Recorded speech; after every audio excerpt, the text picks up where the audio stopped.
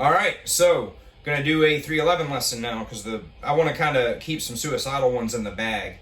There's only so many songs of theirs I care to learn how to play. So anyway, E standard tuning. This one's called Better Space. It's the 8th track off of their most recent album, Voyager. So the riff sounds incredibly basic at first, but there's actually some subtle little nuances and changes. So the first part of the riff where Nick and S.A. will be singing solo.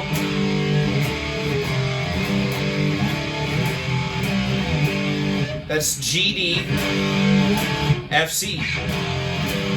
Pretty easy. But the second time you go to the F chord, you're actually going to go up to the F chord. You can hear this in the recording. Seems to be kind of inconsistent when they do it live, but you can hear it clear as day in the recording if you're listening for it. So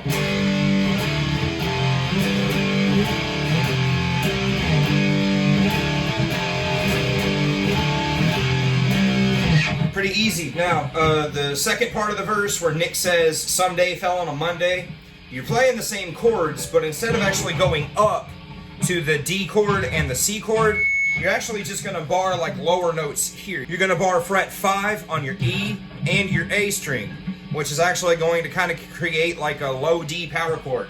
This is pretty much what you'd be playing if you were playing it in drop D, just minus the root note. So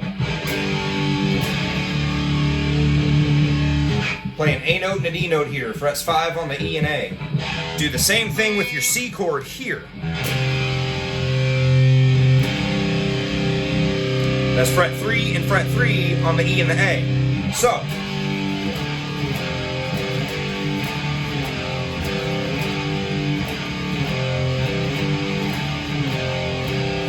alright, so the same kind of principle applies with the chords and the chorus. You're not simply just going to be playing like the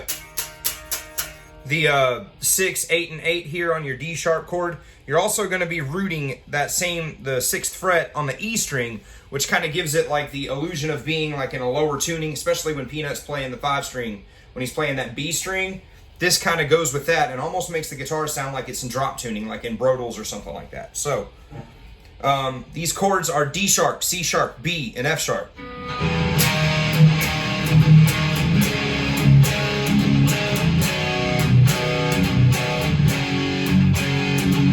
The picking patterns change throughout the 2 repetitions of that chorus, so listen for that. And the end of that is just F sharp, G sharp, A. So, alright, the part where Nick is by himself, it's just piano. When it comes back in later, the chords are A, C sharp, D, and G.